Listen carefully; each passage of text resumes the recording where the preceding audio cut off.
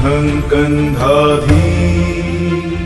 संरूढं नानालङ्कारभूषितम्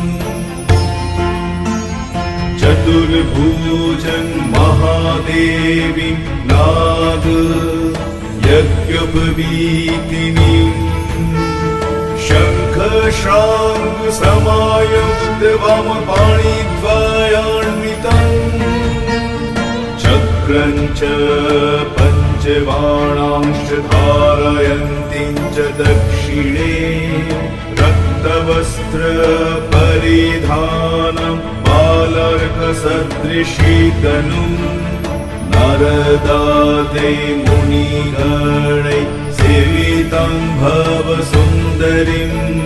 त्रिबली बलियुपेतनाभिना